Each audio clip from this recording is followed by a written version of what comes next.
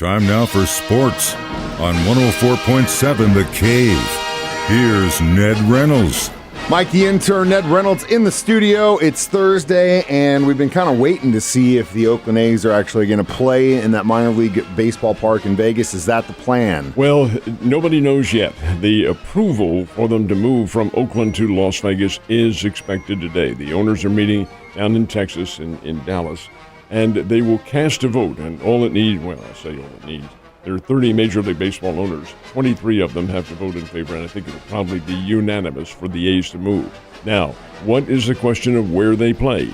There's a number of options, and apparently I was mistaken because Allegiant Field is one of the options. Now, how they can transform that into a baseball field, I'll never know. It was constructed for football, but I guess where there's a will. Whatever the case is, that is one of the options. But I think the realistic option is the AAA ballpark in Las Vegas. It is not literally in the city. It's in one of the suburbs. But over and above all that, it's made for baseball, and they can probably, readily speaking, turn it into a 30,000-seat stadium with portable bleachers and all that.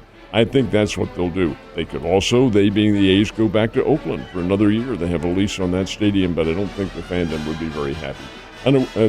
Whatever the case is, we're probably likely to find something out a little bit later on today. Well, and it'll be interesting to see what they end up doing, and if we can go out to Vegas and see a cheap ball game at a smaller stadium. That might be kind of cool. You never know. Well, the permanent stadium that they're building, it should be completed in 2027 or early 2028. Only seating 30,000. That's all they want. It's a dome stadium, 30,000. Hey, that's enough for us to make a lot of money. And we can charge those tickets starting at $200-$300 a pop. All right. Rule 5 draft in baseball is in December.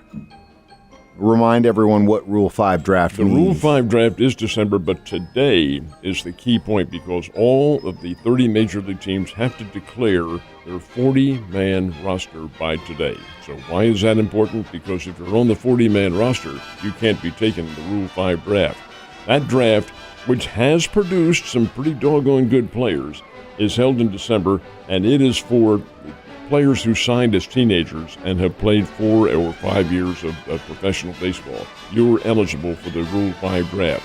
If a player is not on the 40-man roster, he can be picked. And there have been individuals who have been selected. It is not the big draft that they have in June.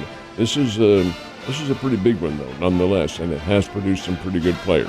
Anyway, the Cardinals protected 3 players, put them on the 40-man roster. 2 of them were pitchers who they got in trades, Adam Kloffenstein and Sem Roberts. They put them on the 40-man roster, and they put our friend from the Springfield Cardinals, Pedro Bajes, who had a great year catching. Now, he's not a kid. He's approaching his late 20s. But Bajes, who is a Florida Atlantic graduate, is also on that 40-man roster, so they cannot be touched.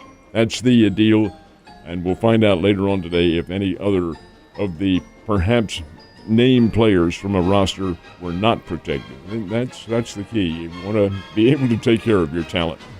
So the Missouri State Lady Bears kind of had a shaky start to their season. Is that shakiness continued into the regular season? Well, they played St. Louis University, SLU, up in St. Louis last night, and the Lady Bears had as much as a 12-point lead in this game. I really think they're the better team, but the fourth period completely collapsed on them.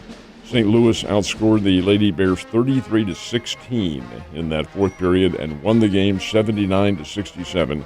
It was a parade to the foul line for the Lady Billikens, if that's what they call themselves. They may just be the Billikens, but whatever the case, they took 20 trips to the foul line and capitalized in that particular advantage by putting away the Lady Bears. Paige Rocca did have 21 points, but that's a tough loss for the Lady Bears, 79-67. Return home the night before Thanksgiving for another ball game, this time with our old friends from Southeast Missouri. So the Chiefs finally back to work yesterday. They have a couple of days of tough practice before they face arguably the best team in the NFL, depending on who you ask, and probably the best regular season game. Monday Night Football couldn't have gotten any better for ESPN. Their ratings will be very high for this one coming up on Monday night. Play at Arrowhead Stadium. It's the Chiefs and the Philadelphia Eagles, a rematch of last year's Super Bowl game, and Philadelphia is also coming off a bye week. They both came both have bye weeks scheduled at the same time, so both are primed and ready for this collision. The Chiefs at the moment are a 3-point favorite, and the over-under, and I find this to be perfectly acceptable in terms of the number involved, because I don't think it's going to be a tremendously high-scoring game, but 46 is the over-under in this one. I think you're going to see a real good, solid defensive football game. Offensive lines are going to be put to the test in this one because the Chiefs have a very quick defense, and Philadelphia has the best offensive line. Can they protect Jalen Hurts here? And can the Chiefs protect Patrick Mahomes? Mahomes has the advantage because he is so doggone wily at quarterback. He can figure out all sorts of maneuvers to get away, but it's still a regular season game. You've got to understand that. Does it play or have a bearing in the playoffs? It does. It has some. You want the better overall record if you can, and the Chiefs are 7-2, and Philadelphia's 8-1.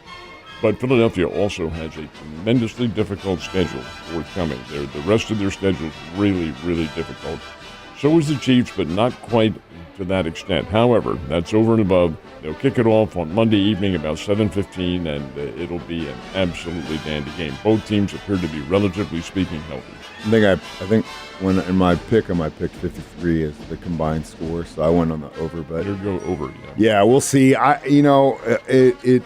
You definitely don't want to lose, but it's a non-conference game, so it is what it is. It will definitely show us if this Kansas City Chiefs defense is the real deal. And that's one of the things. The other things that we need to do is go right on that field. Hopefully we can get out there in the first drive, punch them right in the mouth, and get a score so they have to chase us. If we can get into that position early on, I think it'll be a good Monday night. If not, I'll be staying up late. All right. Obviously, all we're talking about during this time of the year is football and sometimes basketball, but the high school soccer championships are actually happening right now. They begin tomorrow and Saturday. Friday and Saturday, they play them up at Fenton, Missouri. They have a soccer complex up there at Fenton.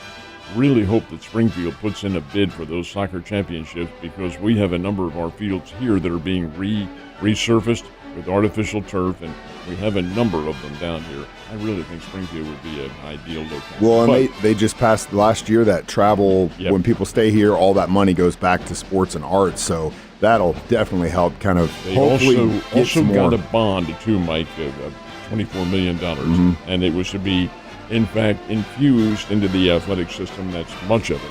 So I think we have a pretty good chance. But for now, the games are up in the Fenton Soccer Complex up outside St. Louis. And the other two area teams, Springfield Catholic, will play tomorrow in the semifinals, as will Logan Rogersville, making its very first appearance ever in the Final Four. And the Logan Rogersville team is undefeated. They are in different classes. Catholic is 3, Rogersville is Class 2, but they'll play in the semifinals tomorrow. Hopefully, both will go for state championships on Saturday. Hopefully they will. All right. Most of the time, or at least the last few weeks, every Thursday night, we look at that matchup and we go, I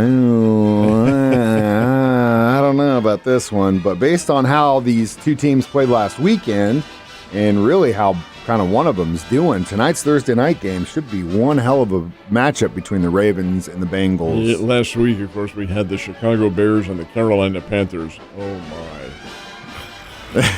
Anyway, this one is, you're right, the Bengals and the Ravens, and it's a big one for the Ravens. Why? They have a great record, 7-3, and they're playing very well. But the fact of the matter is they're coming off a dreadful loss, and that loss was to the Cleveland Browns, who came from behind and beat them last week in Baltimore. Well, this one's in Baltimore again tonight. The Bengals are right on the cusp. They're 5-4 on the year. They need a win badly, and it'll be a tough assignment for the Bengals and company. But that's a good game coming up tonight, Cincinnati-Baltimore. It'll be a lot of fun, and hopefully I can continue to win in my fantasy league. I got to win. I'm 4-6 now, and if I want to have any kind of a chance of making it into the playoffs, I got to win out. We'll see. Wish me luck. Have a great day.